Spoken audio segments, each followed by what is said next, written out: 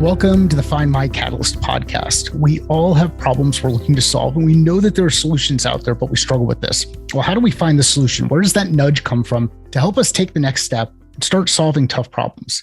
The intention of this podcast is to help you find your catalyst and take that next step. I'm Mike Simmons. I'm the founder of Catalyst Sale. I'm really excited to have Mike Hook join me. Mike is the Vice President of Sales at Child Care CRM. He is someone who I've had a chance to interact with both on Clubhouse and on Twitter, and we decided to bring a conversation to the podcast. Let's get to the discussion. Mike, it is awesome to see you and talk to you. We've been going back and forth a little bit on Twitter as far as just kind of engaging in comments. It's good to, even though we're not meeting in real life, it's good to see you and actually get some nonverbal going as we talk through. How are you doing? Yeah, it's a pleasure, Mike. No, I'm happy we got this set up and everything's going good. I'm in Dallas dealing with the Freeze 2.0 over here. So they got us on a different type of lockdown now, but we'll get out of this one in a couple of days as well. How about yourself? I was there. I was in Dallas the last time I was in Dallas, and I forget what year it was, but it was the year that the Packers played the Super Bowl against the Steelers. And I'm a big Jets fan. And the week before, 2 weeks before, the Jets lost to the Steelers in the AFC Championship. And as the Uber driver's pulling me up to the hotel, I realized that the hotel that I'm at is the team hotel for the AFC champions. And I was there at the team hotel with the Pittsburgh Steelers for a sales kickoff with one of our partners a number of years back. So I got to walk around and be reminded every day that the Steelers beat the Jets. Saw a bunch of Steelers. I was working out next to, I think it was Mike Wallace at the time. And then Troy Polamalu grabbed his kid before his kid tried to get in the elevator with me, like this kind of stuff. And I'm thinking, God, I could be out here with Rex Ryan and the New York Jets, but we failed. Now, the reason I bring it up is it was absolutely freezing in Dallas that week, and we got iced in. So I couldn't get back to Phoenix for a couple of days and ended up just having to deal with that nightmare a little bit longer. So Freeze 2.0, enjoy it. That's right. We traded in our cars for ice skates this week. So we're back. If I remember right, you guys put sawdust on the road is that right? You put like sawdust on the road to try to get rid of ice. It was really weird. Like, I forget. Is that a thing? Sawdust on the road? So, honestly, I'm not too sure. I've only been in Dallas for 2 years. So this is all like relatively new for me. I don't know any of the old school Dallas cowboy road fixing over here or anything like that. But I mean, it sounds right. It sounds right for Texas. So one of the things that you've been doing a lot of is being really direct with some of your messaging on Twitter around common things that you see out, either as sales leaders working through challenges, sales reps working through challenges, people working through challenges. How are you using Twitter today? Like, what are you doing with that platform?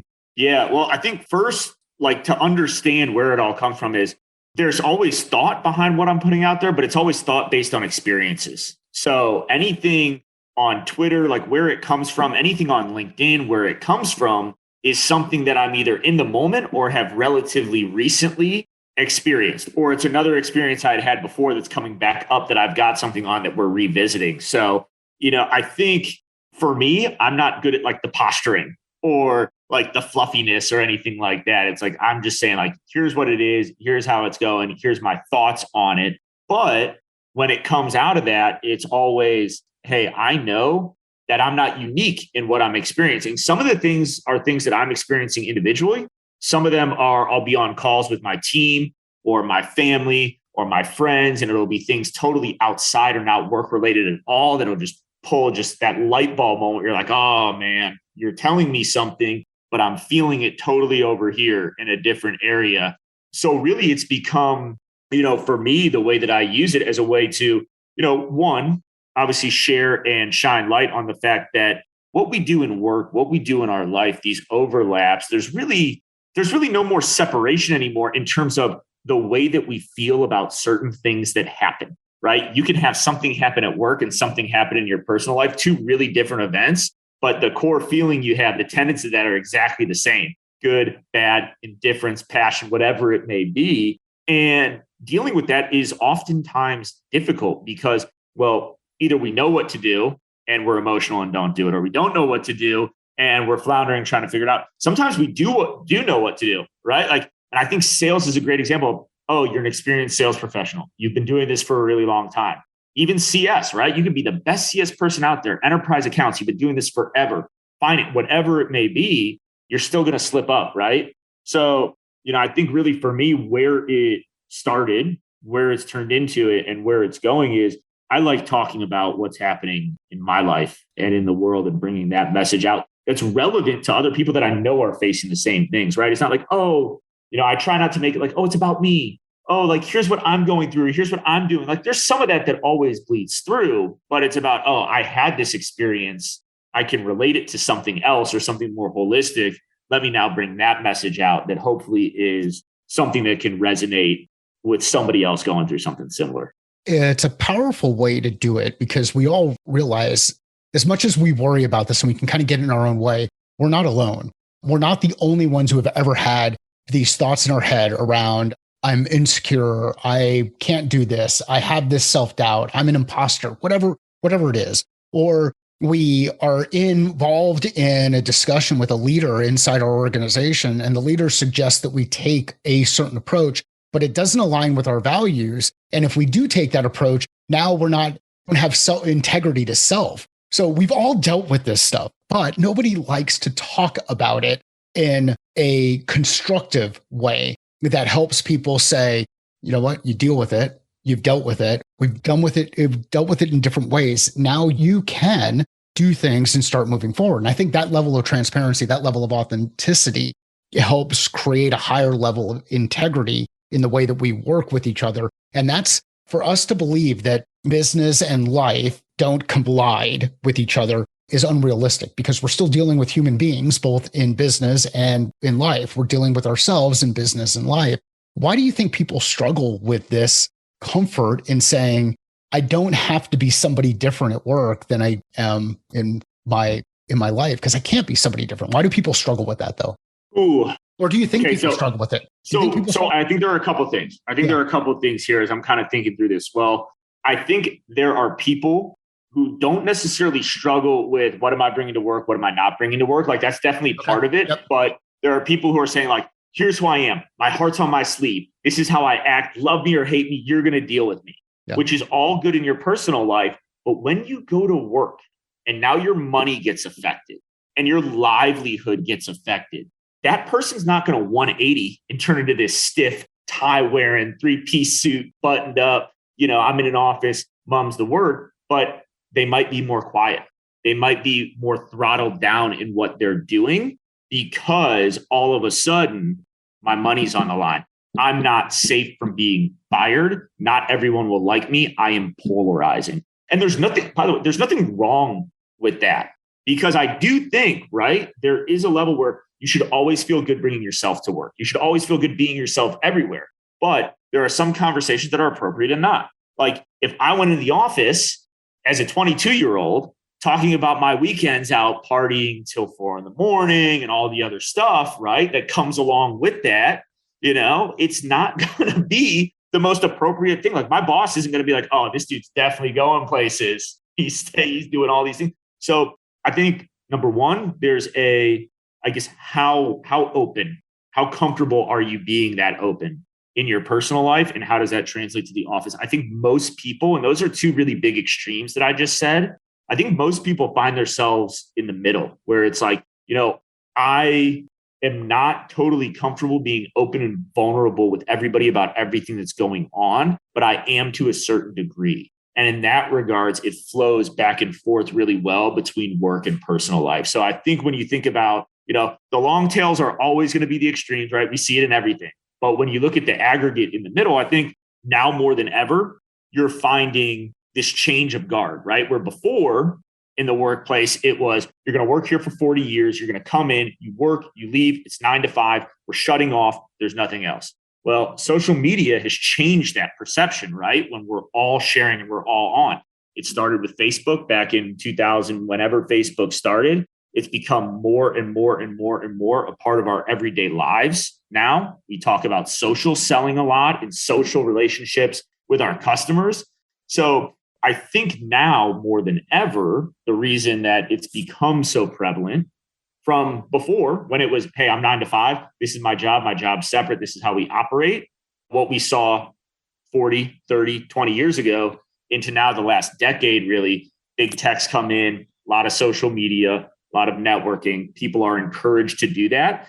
And with the new generations, right, it's a generational as well. Like millennials are different than the boomers, different than Gen X and Gen Z. It's very much more what we're seeing, younger hires in the workplace, purpose-driven hiring. It's not financial American dream, white picket fence. It's I need to have purpose. I need to feel belonging. And in doing that, with those things being more important, there's more attachment, there's more passion, there's more fire, there's more blend between inside and outside the office. And I think those type of environments just lend themselves to doing that and really merging those two worlds. And as you're going through that, a couple of things come to mind. One, the importance of context. So context matters. It's not come into the office and share the medical procedure that you're going to go through next week or last week, or that, or whatever, right? So there can be an oversharing. There's an opportunity for us to find that purpose-driven work where our values align well inside the organization so that our personal brand and the brand of the organization that we're a part of don't come into conflict with each other. And if you are in an environment where those things are coming into conflict with each other, then you've got to ask yourself, is this something I want to continue to be a part of? Is this the right operating environment for me to do well in so that I can bring my best self, so that I don't have to fake my way through things? I can be authentic and manage that integrity. So it's kind of interesting as you went through that, where the things that jumped out to me were, hey, context matters.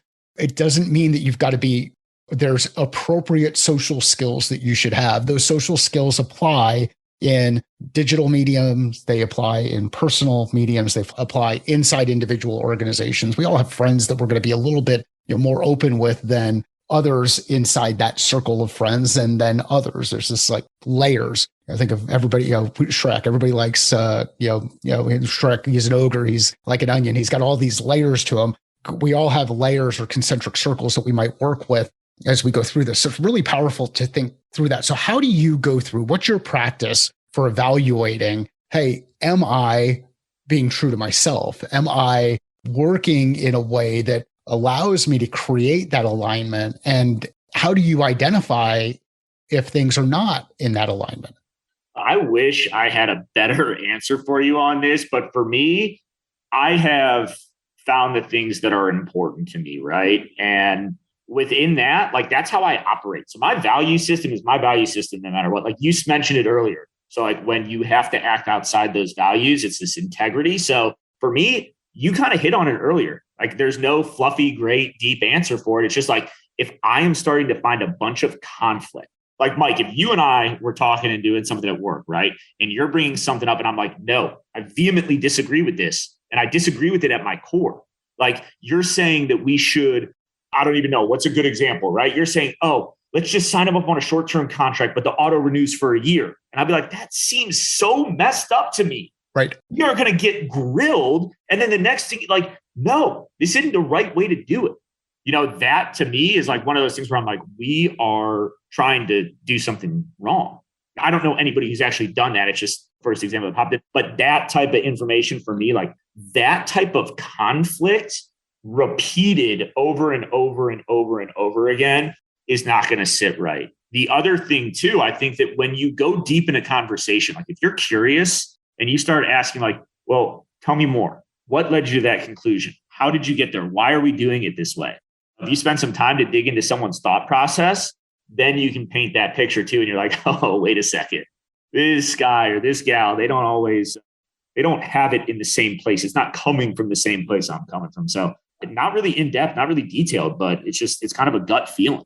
What's your process for asking questions? Because, a lot of this is that it sounds like this natural curiosity is really important. And if you're genuine and authentic in that curiosity, you can start to ask effective or better questions and they can come across in a really good manner. What's your process for asking questions? How do you think about asking effective questions? So I think first it starts with listening, right? So before I even think about asking questions, I'm like, I want to know what you're saying. I want to make sure that I hear you. And so There's a lot out there about active listening. I'm a huge fan of paraphrasing back to people. I'm a huge fan of using people's words to make sure that I understand them right. And then once we're clear on something, there's generally a thought process that goes through my mind. Where are we going? Why are we doing this? Where are we at today? Are we trying to get better? Are there other people involved? I like to deconstruct things so that I can understand how it's happening, why it's happening. Is it because we've always done it this way and maybe there's a better way? Is it because this is a new process we're coming out with? And if it's brand new, how do we come to this? So, for me, I like to be well informed so that I can make the best decision for myself. I also, whether this is right or wrong, I don't think people are bad, but I think they act in their self-interest most of the time. Mm-hmm. Yeah. So I always want to make sure too that I'm covering my bases and that I'm not opening myself up to exposure. And if I'm going to hitch my horse to somebody's wagon or vice versa, right? If I'm pulling someone along with me or if they're pulling me along with them, I want to make sure, back to that values question, we might not have to agree, but are our values the same? And do we want the same end goal? And so why do we want that end goal? Why are we going there? So I guess I'm kind of fiercely protective of that aspect of myself. And it just lends me to wanting to ask more questions and understand why. Yeah. And it's really, it's hard to go through and ask those direct questions of yourself. We struggle with, while we do all of the work and we're just going through and we're working for the grind, we don't create that space to go back and ask ourselves, reflect and say, what am I doing? Why am I doing it? How am I doing it? How could I do things better? Just going through and asking these questions, because over time, your perspective will shift due to experience. And if you ask better questions of yourself, just like the ones Mike was talking about asking of others, you can overcome your own personal blind spots and create some really interesting opportunities for growth. What do you think? I think that's spot on. And I'll ask you a question too, right? When you're thinking about being introspective, retrospective, getting to these questions, those growth moments you talk about, for you, Mike, when you've had these happen in your life, what's generally the catalyst for that? Yeah. What brings those thoughts on? Usually the big one is, there's a couple of them, and I've gone through different periods where this has happened. So I have been in ruts before where I have this high level of self-doubt, imposter syndrome, burnout, feeling of lack of self-worth, where I'm just like, God, am I worthy? Why do I belong here? Why am I doing this? Am I a fraud? Am I a failure? All of that kind of stuff. And that's usually an indicator to me that I've created too much space between the last time I asked those questions and the now time that I need to ask those questions. That's one. There's this just trigger where I'm just not in a good place. And it could be because I'm just not eating well, or I'm not working out, or I've had a bad experience. So that's one. What I try to do, if I'm doing my best work, I schedule it. So every quarter, go back and reevaluate things like the business and relationship and reevaluate self and do all of those things if I'm doing things well.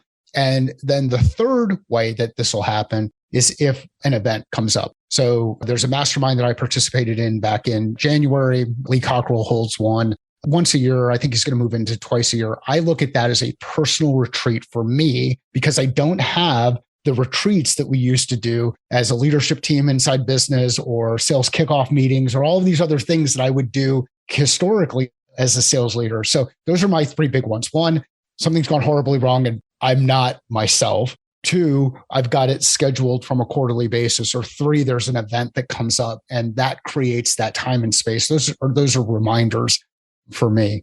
And which ones do you think are the most powerful of those three?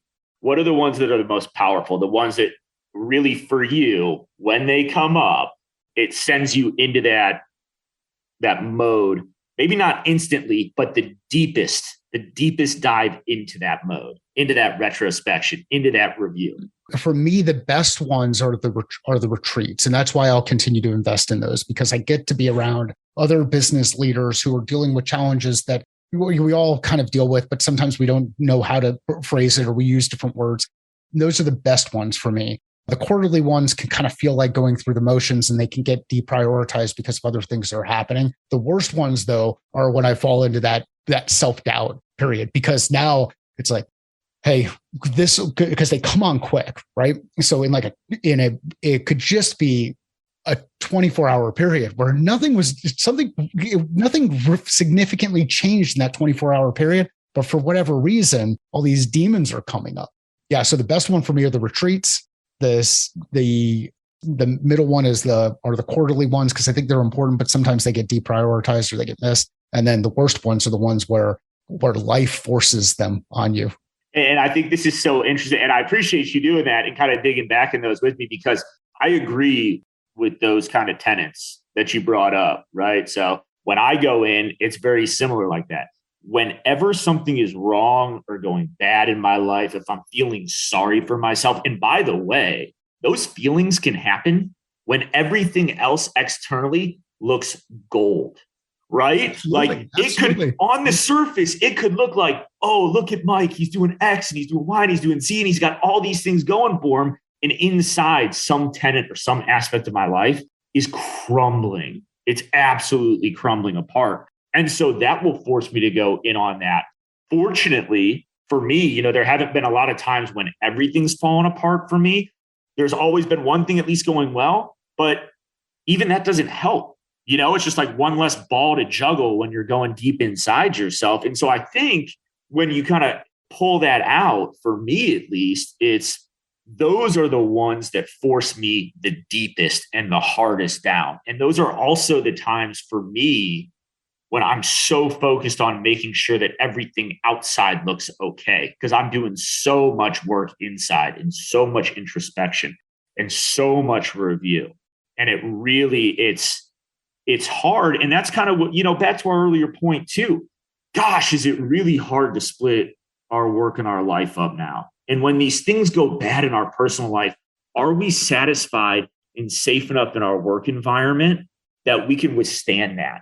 And vice versa, and I think the other thing too, with that shifting, so that's a really big part. And for me, that's the number one I dive into. I agree that you have to set aside time to be intentional about it when things are going good. And I think when things are going well, that for me is also a time where I don't get scared, but I also have this kind of click in the back of my mind where it's like, are you getting complacent? Are things on autopilot? If they are, it becomes, don't generate problems for yourself, but start thinking ahead at future problems that could arise and start blocking and tackling the 5 different things that come. And how did we get here? And what did we do well? And what did we overcome in the past? And how are we going to go to the next level?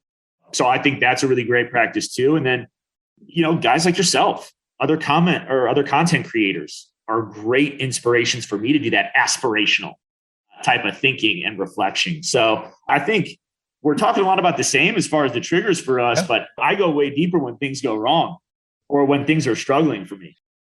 As a sales leader, knowing that, both of us have these challenges. Everybody else runs into these challenges. Sometimes when we're in the middle of it, we feel like we're the only ones that run into the challenge. And what happens if the facade is broken or whatnot? How do you create space across your team to give them the freedom to do these things and have those times with themselves to think about where they are, what they're doing, how they're doing it, what's next, creating opportunity. So how do you enable your team to do this as well? So I think the biggest thing that I try to do, whether I do it effectively or not, is kind of also how much someone's willing to buy into it. Is I want to teach people how to think.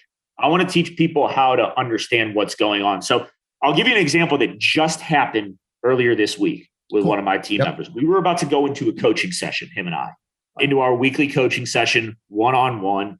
And I could tell that he was a little bit deflated, not as chipper as he normally is. So I just asked the question, right? How's your day been going? Oh my God, I was just on the toughest demo. I'm totally fried. And then he just goes, have you ever had one of those demos where a guy asks you the same question over and over and you keep answering it and he keeps asking and and you could tell. And so this is him saying, you just don't get it, but he's trying to be nice. He's selling the deal. So I could feel his frustration. right? And so I think understanding your team in those moments to know that and give them that space. So my response to him was this: look, this coaching stuff's really important. I want to make sure that it sticks for you. And it sounds like you're a little bit exhausted right now. Is this even going to be a good use of our time, or would you like it back to just kind of go take some for yourself? And he goes, oh, thank you so much. I appreciate it. That's real. That conversation happens. So I think as a leader, number one, you have to be in touch with your team. Like, you have to know what their personalities are like. You have to spend time with your team so that you can know these things. You can know when they're off. Harder to do that virtually than it used to be in person when you're not seeing people every day, but you have to set up the time intentionally as a leader to do that. I think the other thing too I was mentioning is, you have to teach your people how to think, not, oh, do what I say, be how I am. I, on my team, I'm a big fan of frameworks and teaching frameworks to coach and have those dialogues. And one of the things that I tell my team too is, look, challenge me. Now, if I'm rolling out something brand new and you try to challenge me in public, probably not the right setting, but come to me one-on-one, challenge me. I want to know your thoughts on it. And sometimes I'm wrong and they're right, and conceding in those moments. Now, a lot of times I'm right too, and I'll be like, you're wrong, and I'm going to tell you why. For me, understanding the team, being able to have that back and forth dialogue with them, being someone who's not just passing information down, but teaching frameworks and how to do things. And then also trying to have conversations about the person. I had a post the other day about play at work. And I was at Thursday Night Sales, and Tara Horsemeyer, I think I just pronounced her last name right, I hope I did, had an amazing thing about spending time with your people one-on-one and understanding what they really like and the things that motivate them and how fun happens for them. So I think, we talk about the whole person and bringing this in. And as a leader, it's important for me. I'm not just there to help somebody get $1. I'm there to help build an environment that people love and want to be at, that turn their dreams into realities. And if you don't know your people, you can't do that. So, it's spending time, it's being intentional, and it's not easy. But, when you see people do the right work, and when you have those exchanges like I did the other day, just being able to step back and say, hey, we'll get to the work later. You need your space. It's about creating that intentionally, and then also stepping back when you need to step back. Yeah, and over time, you'll build this level of trust with the team where they understand the intention. They understand whether or not you're genuine about this thing. Are you going through this stuff just because you need to go through the motions and you're doing an annual or quarterly performance review and it's about putting together a checklist and all of that? Or are you genuinely interested in helping the team develop, creating space for the team to develop, and realizing that their development helps you develop? So this is all a thing that you're both going on. So what I really like about what Mike shared here is the importance of being aware of the team, having these interactions, and then over time, having those interactions continue to build trust. It's not just saying, hey, trust me, or we should trust each other or whatnot. It's over time building a relationship here, an experience, an environment. When you think about coaching, and how would you describe your approach to coaching? What does it mean? Actually, let's just go to a definition. What does coaching mean to you? So for me, coaching really is about helping people understand, and critically think about a task at hand, giving them the support in the system, then to learn, train, and grow into that skill set. So let me give you an example, right? Cool. Mike, let's say you and I were doing call coaching, right? One of my favorite meetings that I love our team does, I call it film session, right? We get the whole team together, we put up call recordings. And let's say you got a call. We're doing a discovery call, right? You've got it in there. We'll listen to your snippet of the discovery call.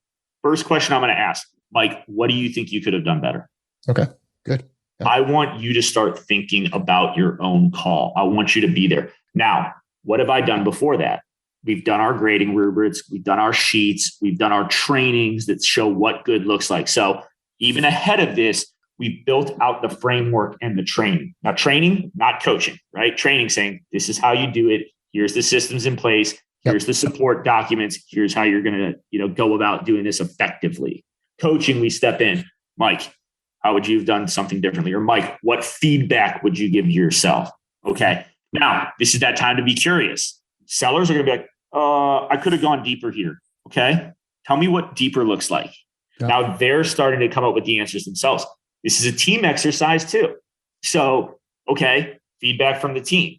At the end of that, right, then it's time for me to chime in with either, I agree, I've got nothing to add, really, you guys did a great job. Yeah. Or there's a couple different guardrails based on how the conversation goes. One could be, it's really off base. And then it's time to kind of pull back. Look, I think there's some good feedback here as far as, that you could do more, right? I'm not like a sandwich type of person, where it's good, bad, good. It's like, hey, it's good that you're giving yourself the feedback, right? You are correct that you could have done more here, but let's go back to the template because you missed the mark on what you could have done more on, right? So going into that area. I think the other thing that happens in that scenario too is sometimes people will just they won't know. Sure. Yep. So there is an avenue of coaching that's not talked about as often where it's like, you have to come in and direct and be like, hey, okay, we don't know this. Pause. Why don't we know it? Let's go right back into training. And now we go back into training mode. So it's kind of that dance. I think about it that way. I don't always get it right. Sometimes, as we all do, you want to jump in as a leader and just help because you're like, oh, I can do this. Let me tell you how to do this. You were so close. So sometimes you fall into that trap. I think it's always being pulled back first. And that's really how I think about coaching, how I try to drive coaching. So do the training, set up the systems for success, ask questions of the reps so that they can hopefully come to their own conclusion and then lead them down a different path. Well, what do you think about maybe doing something over here with this question that you asked? Lead them there with another question. And if it's necessary, direct and kind of go back to the training. Yeah, I really like the distinction between coaching and training. And I think a lot of times we will train people and think it's coaching. And so being able to deliberately distinguish between those two is really important. One of the things that I do that's a little bit different in that kind of environment, in that same kind of coaching environment, is the first question I ask is, what did you like? Like, what went well? And the reason I ask that question is it gets people in that mode of reflection and sharing in a positive mode. And this is not, again, about the sandwich of, hey, give them a positive thing and give them a negative and then go ahead and give them positive. It's just more about how can I get the mindset and get people open about reflecting in a positive mode. So what went well? And then the follow-up on that is, what would you have done differently? Or where could you have improved or whatever it is? I really like the idea of having the team together to evaluate, because you can't coach if you're not observing. And you've created an environment where you've got your team together observing something that's happened in the past because it's a recording. They're observing something that's happened, and now they can provide some feedback and learn and engage and realize that this is a team environment that's coming together to accomplish something really well. And something that's helped me in the hiring process is I actually do this in the hiring process. So when we're hiring a rep, I'll have them go through their discovery call and then provide some coaching at the end, because I want to do a couple of things, see how well they reflect, get their feedback. But then when I'm giving some direct feedback on something, I want to see, are they actually coachable? Because if they get defensive, I eliminate them. I don't even move them to the next step, because if they're going to get defensive in this kind of environment, then what's going to happen when things get really ugly down the road? So that really so much stuff that Mike shared there about the way that he coaches his team that you can apply in the work that you're doing inside your organizations. And I'll close that piece on one point, which the one that Mike hit on, just to reinforce Mike's comment there. Coaching is not doing. It's not doing. It's not going in and doing the work for others. Like, we know, we've been there. Think about some of those coaches. Like, Mike, who's your football team? Are you a football fan? I am. So you were talking about the Steelers earlier. I was laughing. I'm a Cleveland Browns fan. Okay, good. So and you know what? I saw some of your Twitter stuff. So you've gone through. Okay, so is Baker a good quarterback? I think Baker is a wonderful culture fit. He's the personality that you want from a talent standpoint. I have not seen him develop as a ball thrower and a deliverer. He's flighty in the pocket. Like, how many more things you want me to say? I don't think he can win a Super Bowl in Cleveland. The Browns last year had the best offensive line, or one of the best in the NFL. He still was flighty and couldn't deliver passes. But what I will say, though, speaking of coaches and the importance of coaching, that Browns front office, that we've moved things around, still some issues. So I know that's not where you're going, but now I'm all like, what a disappointment. But you go through, you look at this and you say, okay, here's somebody who's got some core talent, some innate ability, needs to develop. I don't know what the history of the Browns franchise is in developing quarterbacks. I mean, I remember Bernie Kosar from way back, in the day. But as a Jets fan, the Jets have never developed a quarterback, ever, never. And I don't see anything that leads me to believe that they're actually going to figure out how to develop a quarterback. Yet we continue to draft new quarterbacks like a Zach Wilson or a Sam Darnold or a Mark Sanchez or whomever. Never actually developed a quarterback. So why continue to bring new quarterbacks into a system if you don't have a capability to develop a quarterback? Go get a quarterback who is already developed, bring that into the system and use your picks to do something else. And the context, everybody's like, okay, why are we talking about football? And why are we talking about bad football teams who don't win championships, even though at some point in time they will, we'll turn it around.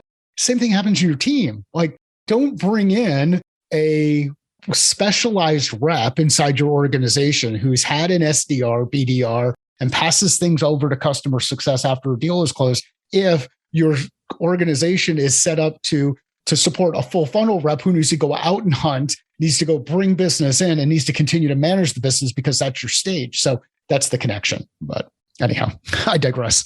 Yeah, no, I like it. And by the way, I will say this too. One of the reasons I love these conversations and always having them is you bring up a really good point. And I want to go back to it because I think it's so important. Positive reinforcement has to happen. It can't always be, what do you need to do better? And you calling that out right now, starting out with, what did you do that you like? I love that. I love that because we do need to have positive reinforcement. And it's not always about how do we get better? How do we get better? How do we get better? We have to talk about how do we celebrate what we're doing well. So I'm happy you said that. I wrote down a little note over here, triple start it, do not forget this for the upcoming week. And also I do the discovery part of the interview too. I love seeing the feedback live. Well, and we get better together at this stuff. And we realize we all want to do it. It gets into this discussion that we started the conversation around, which is this connection between what we do in our work and what we do in our homes and how we operate as individuals and how we operate inside organizations. And if we all agree that we want to make a positive impact on the people around us, that everybody in general wants to make a positive impact on the people around us, then we can be open to improving together and helping others improve. And it doesn't become let's focus on the KPI discussion and how many calls did you make and how many opportunities have you created. We've got that data for a reason, and it's important to identify performance. But there's other stuff that we can do. And it takes a lot of the questions that Mike was talking about early on in getting to know the people that are on the team in order to determine, hey, what's changed? What's different? I can tell based on the nonverbal that you're distracted because of what happened in it. And if it was a bad call, let's push off the coaching conversation because we need to give people space. So I think the reason I say it that way is because everything that we're talking about relates to each other, not to get all, hippy dippy and fluffy and all that kind of stuff, because that's not me. There's an opportunity for us to do better if we take a genuine interest in our team. We ask questions. And to Mike's point before, we listen when we ask the question, not ask the question so we can get to the next question. Yeah. And, I think as we talk about this, and one of these things that just kind of came up and it kind of touched on it a couple of times, but we've never just said it out loud. My gosh, as a leader or as individual contributor who's doing high dollar sales, anybody needs what I'm about to say, but it becomes exponentially more important is the ability to communicate well. I think, when you talk about all of this, how do you create these environments? What are your value systems? What we were talking about earlier. How do you coach? How do you do this? Well, you better live by example. You better live what you speak. And that is one of my biggest value systems, right? I am going to do what I say and I'm going to say what I did. Like that is it. I might be like, okay, I'm going to do this. It might take some time to do this. And I'm communicating that along the way. But if I say it, I'm going to do it. And I look for that in the people that are around me. And so when it comes to communicating, when it comes to setting boundaries, when it comes to doing that in my personal relationships, in my professional relationships, and especially in those that blur the lines, the people who I work with who have become friends outside or the friends outside who have come in to work with me, I have seen more and more relationships, deals, customers, businesses fall apart because of poor communication. Either somebody rushed to judgment, somebody thought they were communicating well, but actually wasn't, somebody who wasn't listening well, or what I think is the worst one of them all, somebody who's afraid to actually have a difficult conversation. So they just kind of brush it aside. In those settings, I've never actually seen something work out well, not one time. But if two people or a group of people can come together and sit down and have a difficult conversation or have an open conversation, and you know what? Those are the scary ones where you do have to be a little bit more vulnerable, where you do have to say what's going on. Think about a deal that's fallen apart that you thought was a shoo-in to come in. Well, where was our miscommunication there? Think about a relationship you've been in that was going really well. And then all of a sudden started going by the wayside. And you're like, you're trying to fix. And it gets worse and worse the more you try to do. I promise you, you're not hearing one another, both people. And this is where there's culpability on all sides of this, right? And I bring up both these examples because we talk about this is a life skill. This is not a business skill. This is not just related. This is a life skill. And so I think, and when you think about really, how can I be an impactful leader? How can I be an impactful member of this organization? How can I bring meaning to my personal life and my relationships? Or how can I just sometimes bring some levity, right? Sometimes you just need, let me just crack a joke. Let me be a wise ass, whatever it may be, whatever's needed there. If you can't communicate and articulate that well, and if you can't read the room and see those cues, if you don't spend time to listen, because that's right. I'll always say listening is a big part of the communication. But if you yourself are not self-aware enough to know your message isn't resonating with somebody else, I need to take a step back and revisit this. I need to verify that we're on the same page. You own part of that. All of this falls flat. So I'd be a little bit sad if I didn't work that in, because it's kind of come up a couple of times where I've been like, ooh, think that might work here. But I think that's really at the crux of all of this. So why do you think people struggle, or what are some of the common struggles that people have when it comes to communication? Yeah. So recently our entire company did an insights report, and it gives you colors, right? And those colors indicate how do I respond? How do I talk to people? So I think the first struggle that people have is, hey, I'm communicating in the way that works for me, so it should be good for you.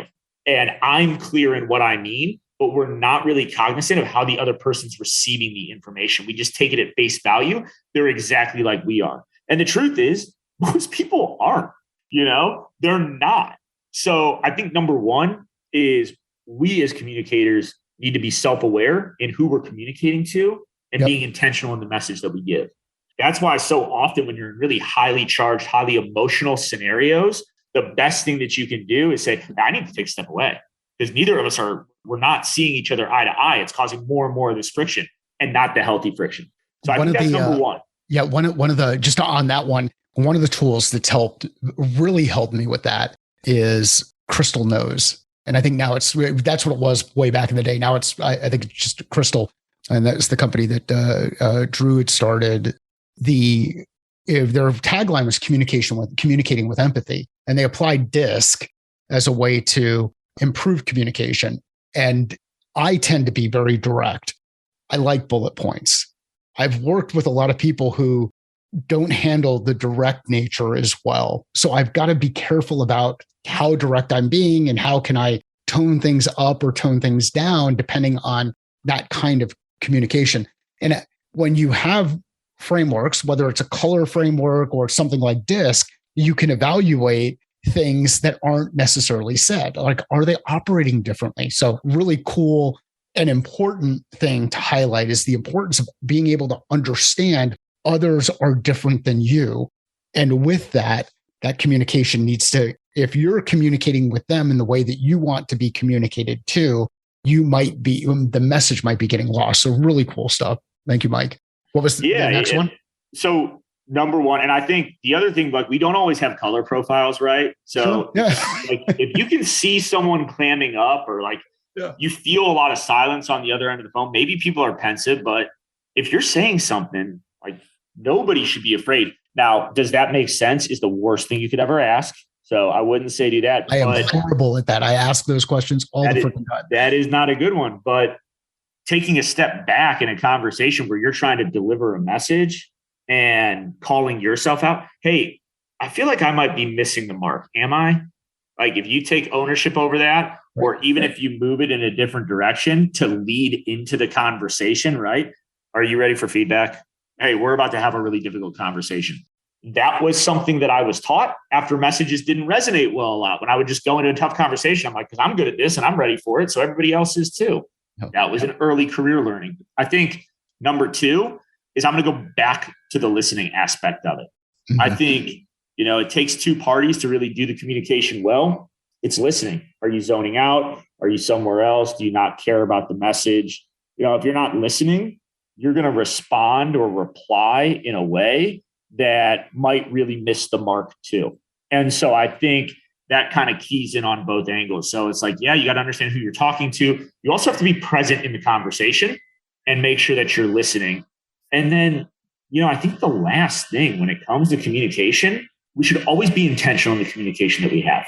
Yep. And I think speaking to ourselves and what we need would be really helpful. So I'll give you an example of something that I've learned really probably in the last 6 months to a year that has helped me incredibly in relationships that I've had because it was a detriment before.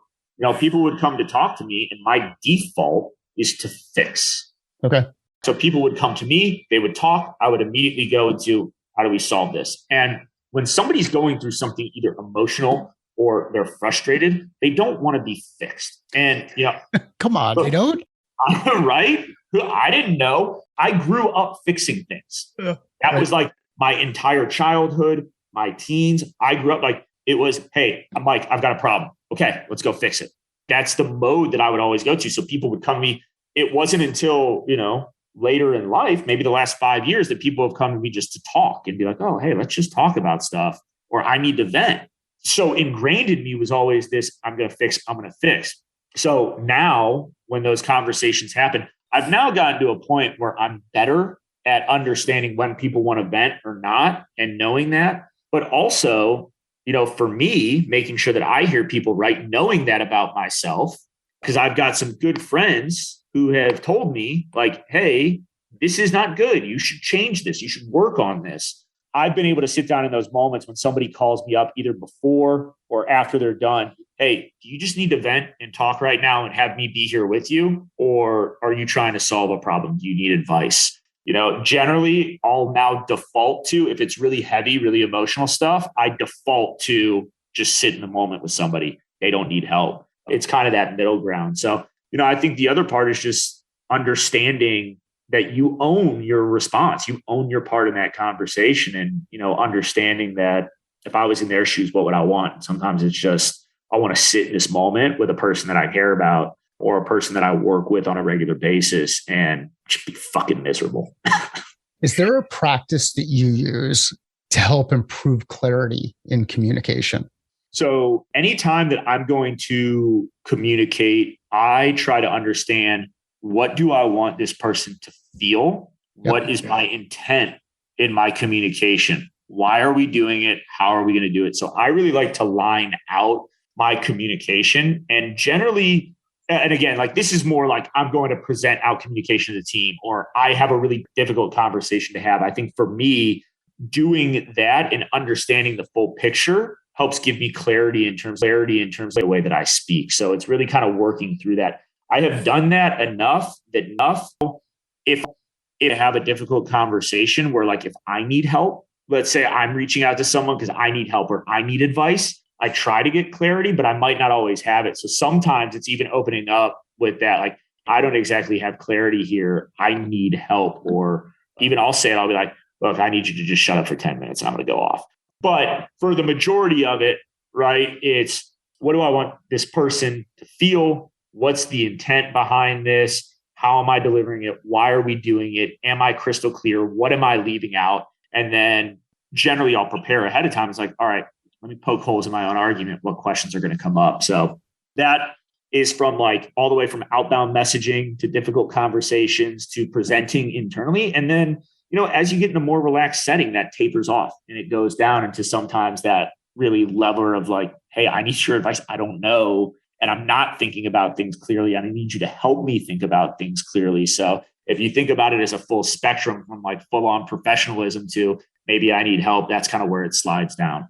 Mike, this has been an absolutely awesome conversation. It's it's good to have a Browns fan and a Jets fan get together and not necessarily commiserate with why both of our teams are not in the playoffs this time of year. And we're actually moving into the best time of year to be a Jets fan because it's the off season and we're getting prepped for drafts. Great to have a deep conversation, not only about process and coaching and training and communication and working on self and working with others. Where should people go to find out more about what you're working on? Where would you like them to connect with you directly? Yeah, so connect with me on LinkedIn, Mike Hook. You could also find me on Twitter at Mikey M. Hook. So either one of those or both, that's where I live and that's where I'm at. Awesome. If you found value in this conversation or know somebody who would, please share it with them and let both Mike and I know. Let us know via LinkedIn and Twitter.